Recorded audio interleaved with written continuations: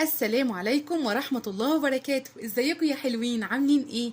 يا رب دايما بخير وصحة وسعادة وهنا يا رب العالمين. كل سنة وانتم طيبين، وفي رمضان دايما متجمعين يا رب بالخير والسعادة والبركة، وان شاء الله ربنا يجعلها ايام فرج عليكم وعلينا جميعا يا رب. وحشتوني قوي قوي قوي. النهارده هنعمل مع بعض حاجه حلوه خالص، حاجه بتتباع بره غاليه جدا. طبعا كل حاجه بقت غاليه دلوقتي، مفيش حاجه بقت رخيصه، بس احنا هنعملها في البيت باقل من نص التكلفه كمان. اللي احنا ممكن نشتريها من بره وتطلع تحفه وتبقى يعني بصي تشرفك في اي عزومه. تمام، يلا بينا نشوف مع بعض هنعمل ايه. يلا بينا. هنعمل مع بعض كنافة. هنعمل مع بعض الكنافه. بصوا دي كنافه كانت في الفريزر عندي نص كيلو. تمام، انا هفركه كويس قوي. هو بيسهل بصراحه لما بتبقى في الفريزر، بتسهل جدا جدا ان هي تتفرك بسرعه او تتحط في الكب على حسب ما انتوا حابين يعني، والسهل ليكم تعملوه ازاي. تمام، هنعمل مع بعض الكنافه الفور سيزون اللي هي بنكهات مختلفه وبأطعمه مختلفه بالكريمه، بحاجات حلوه قوي كتير، وطعمها هيبقى حلو قوي ان شاء الله، وهيعجبكم ويعجب الولاد ويشرفكم في اي عزومه. تمام، هنفركها كويس قوي.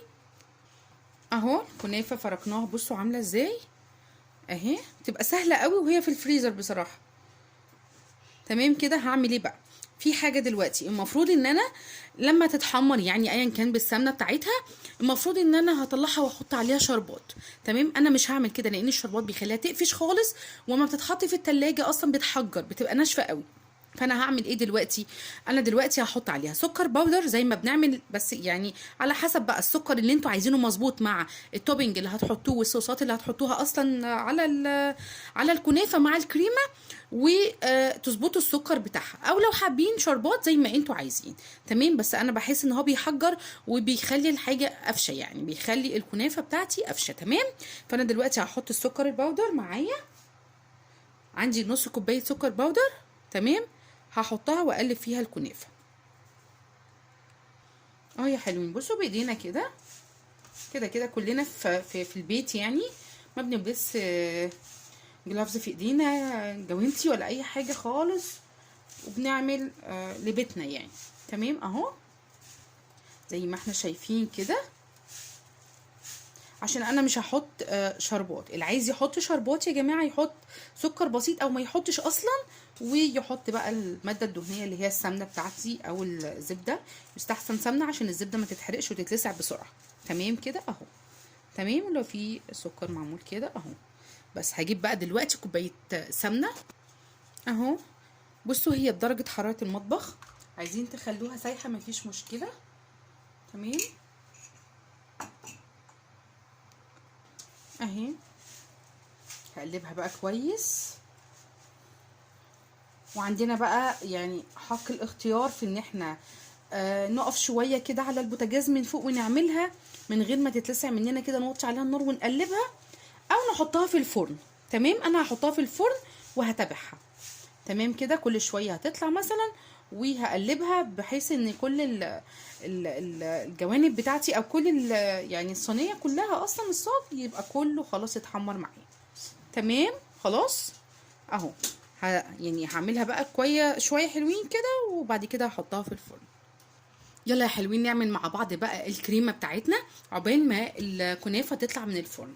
انا هعمل ايه دلوقتي؟ انا عندي دلوقتي كوبايه كريم شانتيه. بصوا بقى، انا بعت اجيب كوبايه يعني اجيب سوري كريمه لباني، بس ما لقيتش. تمام، فممكن يعني لو كريمه لباني بتبقى غنيه جدا وطعمها حلو قوي وبتغني عن الكريم شانتيه خالص، ومش بنضيف لها اي اضافات خالص، بس انا ما لقيتش فانا جبت كريم شانتيه. تمام، فهنحط كوبايه كريم شانتيه وهنضيف المقدار بتاع الحليب بتاعها علشان يبقى طعمها حلو. عايزين تحطوا ميه متلجه براحتكم، يعني دي حاجه ترجع لكم، بس انا بحط حليب مفروض متلج، فهحط المقدار بالراحه لغايه ما اوصل لقوام معين. تمام، اللي هو يعني هضيف واحده واحده. تمام، مش هضيف مره واحده كتير، هضيف نص الكوبايه اللي معايا. انا معايا نص كوبايه كده، فضفت ربع كوبايه على المقدار بتاعي. تمام، وهضربه كويس ونشوف هنعمل ايه بعد كده. بصوا كده اهو، بصوا القوام ده، انا عايزه القوام ده حلو قوي بالنسبه لي. تمام كده زي ما احنا شايفين. طب انا هعمل ايه دلوقتي؟ لان انا كريمه كده يعني انا مش عايزاها تبقى ولا قليله ولا كتيره ولا تقيله ولا خفيفه، تمام. هضيف دلوقتي حاجات عشان تدين كمان طعم غني وطعمه يبقى حلو قوي كده، يبقى محطوطه كده، الميكس نفسه يبقى طعمه حلو قوي، مش كريم شانتيه بس ما احسش ان هو كريم شانتيه. هعمل ايه؟ هضيف دلوقتي المفروض جبنه كيري، تمام، ومعاها معلقتين لبن بودر. تمام كده، ثانيه واحده اهي. تمام، الجبنه الكيري بتاعتي. بصوا بقى، انا حاطه كريم شانتيه خام وضفت له معلقه سكر على حسب يعني السكر اللي انتوا عايزينه، مش عايزين سكر خالص براحتكم، لان الحاجه اللي هتتحط برده عليها هتبقى مسكره. فانتوا ممكن تجيبوا كريم شانتيه ممكن محلى، بس بصراحه انا ما بفضلوش لان مش بيبقى طعمه زي الخام اللي هو بيبقى طعمه باين قوي، فالسكر بيدار عليه لان هما بيبقوا مكترين السكر البودر. تمام، فحطوا انتوا السكر وهاتوه خام. تمام كده اهو، حطيت معلقتين لبن بودر مش كبار قوي، تمام، وكوبايه الجبنه الكاري مع كوبايه الكريم شانتيه باودر اللي هو الخام، عليه معلقه سكر باودر، وكمان نص كوبايه لبن متلج يعني تبقى ساقعه. تمام، هضربهم بقى كويس مع بعض اهو. بصوا كده القوام ده، انا عايزه القوام ده حلو كده جميل قوي، والصوص نفسه الكريمه نفسها طعمها حلو قوي قوي وغنيه جدا، وطعمها ولا كريم شانتيه ولا اي حاجه خالص، اكننا عاملين كريمه لباني اصلا. طعمها حلو قوي بجد، جربوها بنفس الطريقه اللي قلت لكم عليها وهتطلع حلوه قوي. انا هكتب طبعا التفاصيل بتاعتها بالظبط في صندوق الوصف. تمام كده، هنركن بقى الكريمه ونشوف الكنافه بتاعتنا. اهي الكنافه بتاعتنا، بصوا يا حلوين، بصوا عامله ازاي ولونها جميل ما شاء الله. بصوا بقى، يعني لكم حق الاختيار، يعني ان انتوا عايزين تعملوها من على البوتاجاز، عايزين تعملوها في الفرن، اللي انتوا حابينه، بس هي على البوتاجاز بتاخد وقت، يعني هتفضلوا تقلبوا فيها كده وهي على البوتاجاز. وعشان تساعد معاكم كمان حطوا شويه زيت صغيرين. تمام، وبتطلع باللون اللي احنا شايفينه ده، بصوا ما شاء الله ومقرمشه. وبالنسبه للشربات، حابين تحطوا شربات حطوا شربات براحتكم، انا مش هحط. تمام، حابين تحطوا بقى شويه سكر على الوش برضو على حسب التيست بتاعكم انتوا، وعلشان تبقوا ظابطين السكر بتاع الكنافه مع التوبنج اللي هيتحط عليها مع الكريمه، فطعمها ما يجزعش يعني. تمام، يبقى مظبوط. هسيبها بس تهدى شويه وبعد كده نشوف هنعمل ايه. عندي ايه بقى دلوقتي يا حلوين؟ عندي التوبنج اللي هيتحط على الوش. تمام، عندي بصوا كده، دي المانجا، احنا عاملين الصوص المانجا ده قبل كده، التوبنج ده مع بعض قبل كده، هخلي لكم اللينك في صندوق الوصف.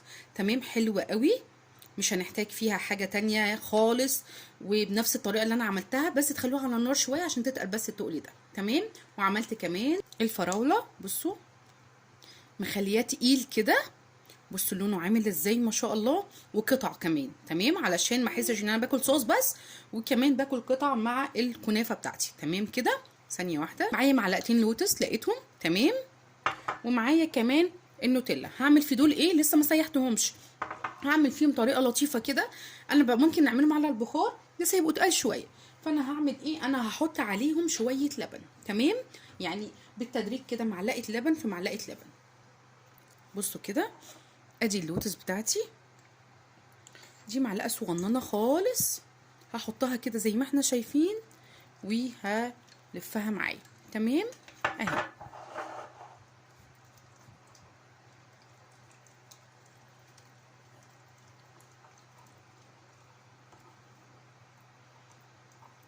دي بتزود لي شويه، غير مثلا لو حطيت معلقه زيت بس عشان اللمعه، بتزود لي شويه الصوص بتاعي، وفي نفس الوقت كمان بتخليهولي بيلمع، يعني بتغنيني كمان عن الزيت اللي انا ممكن احطه او على حمام بخار. تمام كده،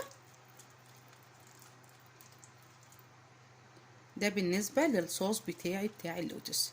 تمام، وصوص النوتيلا برضو هعمل فيه نفس اللي اتعمل هنا، هحط بس شويه صغيرين، قيمه معلقه اهي برضو صغيره. تمام، وهقلبه اهو يا حلوين.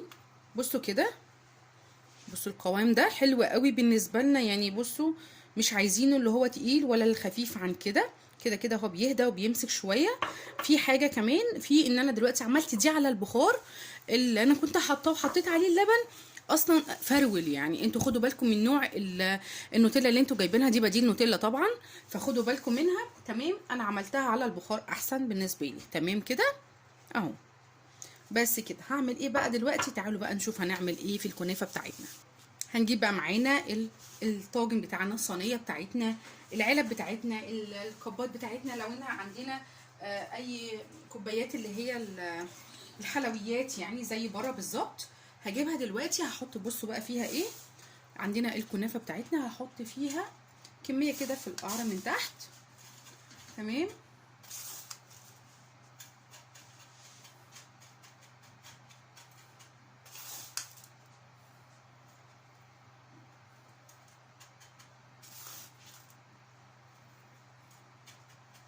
اهو هظبطها كده.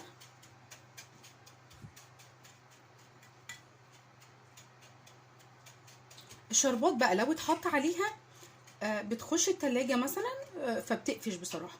كمان طعمها بيبقى حلو قوي لما بتبات في الكريمة مع التوبينج والحاجات اللي بتبقى محطوطة عليها. تمام كده. هحط بقى عليها الكريمة بتاعتي. انا حطيت الكريمة عندي في كيس. تمام.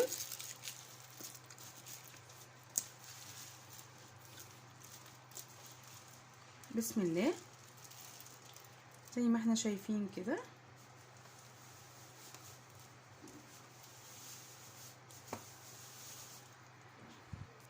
اهو يا حلوين، بصوا كده.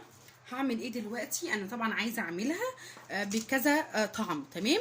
فهمسك كده شويه كنافه اللي هو احطها كده، يعني تبقى كده علشان اعمل زي خط، يعني عشان اعرف احط في كل مكان حاجه، يعني في كل ربع.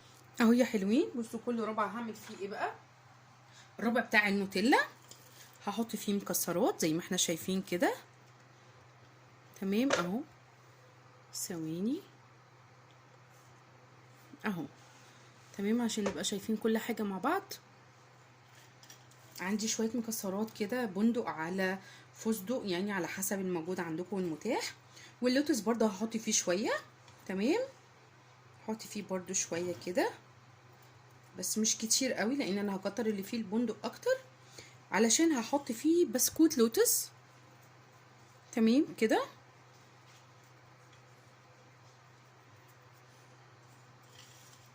اهو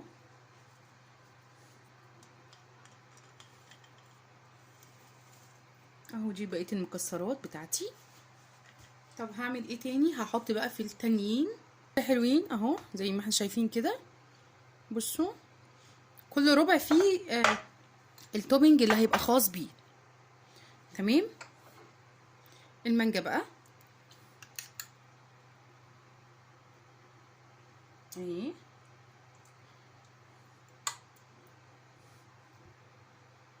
هو انا مش عارفه، هو الصوره بس مش واضحه شويه، ثانيه واحده.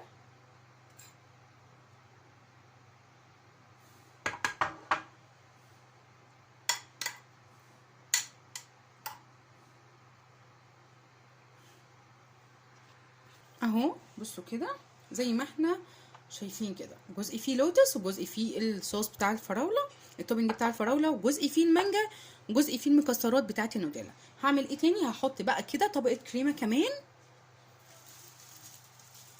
تمام كده. اهو حطيت دلوقتي على التوبينج والحاجه اللي حطيتها تحت حشوه، يعني حطيت عليها سنه كريمه صغننه كده، وحطيت بقى كنافه، طبقه كنافه زي ما احنا شايفين. مش عايزين نحط عليها مفيش مشكله، بصوا كده اهي من هنا. تمام. مش عايزين تحطوا مفيش اي مشكله. تمام كده.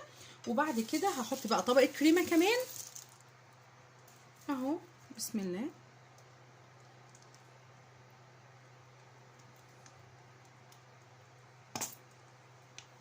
اهي نحطها مظبوطه كده.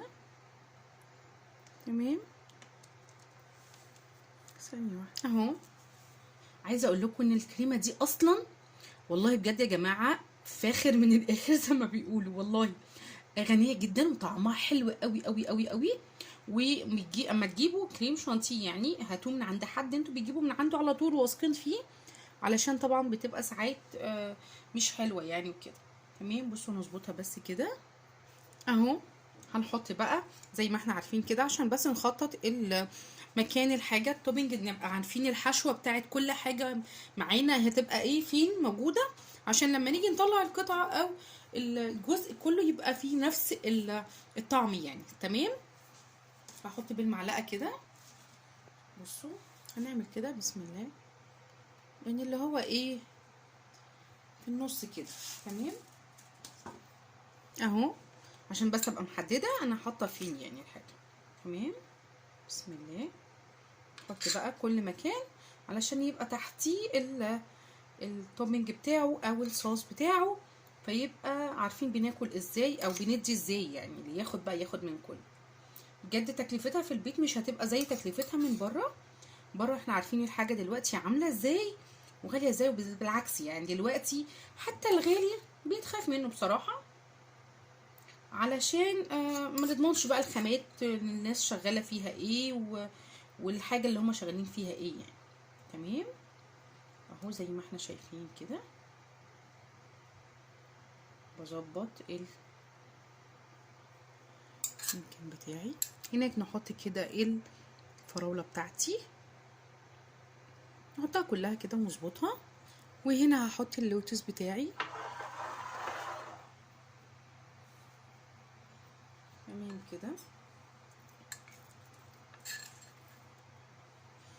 اهو ننزل اللوتس اهو. هحط بس بسكوت اللوتس على الصوص بتاع اللوتس. والاحسن لما تيجوا تعملوا تسيحوا يعني اللوتس او النوتيلا والحاجات دي على بخار ماء احسن بصراحه، هتدي نتيجه احلى. لان هي باللبن اللي هو السخن يعني، او باي حاجه عليها كده، لا مش بتدي نفس القوام اللي انتوا هتبقوا عايزينه يعني. تمام اظبطها كده بس كده. فاضل بقى الجنب اللي هناك بتاع النوتيلا. بصوا اهو القوام بتاع النوتيلا زي ما احنا شايفينه. هنقول بسم الله اهو. هحط بس اي حاجه كده يعني ازين بيها، مالتي سيزرز او اي حاجه عندكم، شوكليت اي حاجه.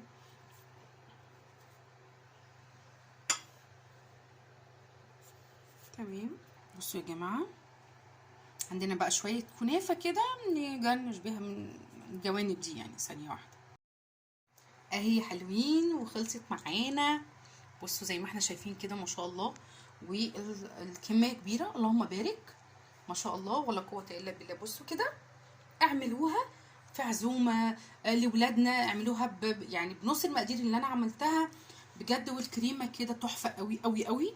نوعها حتى طعمها انتوا التيست بتاعها هتلاحظوا ان هو حلو جدا جدا، هيعجبكم باذن الله.